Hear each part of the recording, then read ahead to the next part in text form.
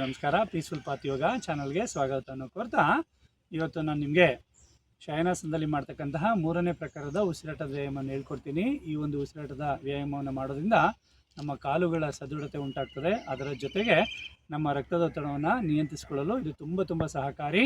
ನಿದ್ರಾಹೀನತೆ ಸಮಸ್ಯೆ ಇರೋರು ಈ ಒಂದು ವ್ಯಾಯಾಮವನ್ನು ಮಾಡ್ಕೊಳ್ಳೋದ್ರಿಂದ ನಿದ್ರಾಹೀನತೆ ಸಮಸ್ಯೆಯನ್ನು ನಿರಂತರವಾಗಿ ಹೋಗ್ಲಾಡಿಸ್ಕೊಳ್ಬೋದು ಅಂತ ಹೇಳ್ತಾ ಬನ್ನಿ ಜೊತೆಗೆ ಮಾಡ್ಕೊಳ್ತಾ ಹೋಗೋಣ.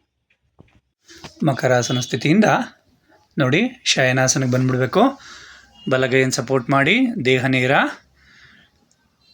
ಇನ್ಹೀಲ್ ಮಾಡ್ಕೊಳ್ತಾ ನಿಮ್ಮ ಪಾದಗಳನ್ನು ಕೈಯಿಂದ ಹಿಡ್ಕೊಳ್ಳಿ.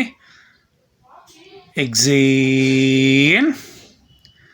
ಇನ್ಹೀಲ್ ದೀರ್ಘ ಉಸಿರನ್ನು ಪಡ್ಕೊಳ್ಬೇಕು.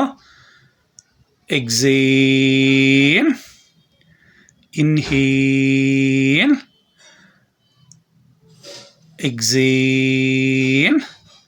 ಈಗ ವಿಶ್ರಾಂತ ಸ್ಥಿತಿ ಮಕರಾಸನ ವಿಶ್ರಾಂತಿಗೆ ಬಂದ್ಬಿಡೋಣ. ಈಗ ಆಪೋಸಿಟ್ ಕಾಂಪ್ಲಿಮೆಂಟ್ರಿ.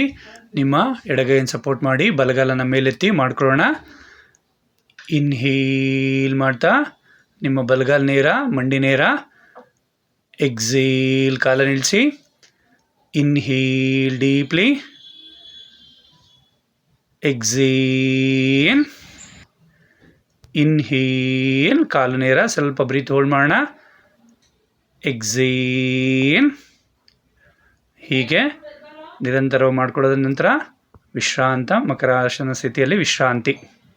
ಏಕಪಾದವನ್ನು ಮೇಲೆತ್ತಿ ಸಾಧ್ಯದಷ್ಟು ಮಂಡಿ ನೇರ ಮಾಡ್ಕೊಳ್ಳೋಣ. ಮಂಡಿ ನೇರ ಮಾಡಿಕೊಂಡಾಗ ನಮ್ಮ ರಕ್ತ ಪರಿಚಲನೆ ವಿರುದ್ಧಾತ್ಮಕವಾಗಿ ನಮ್ಮ ದೇಹ ಮತ್ತು ಮನಸ್ಸು ಶಾಂತವಾಗ್ತದೆ ಅಂತ ಹೇಳ್ತಾ ನಿರಂತರವಾಗಿ ಮಾಡ್ಕೊಳ್ಳಿ. ಎಲ್ರಿಗೂ ಧನ್ಯವಾದ.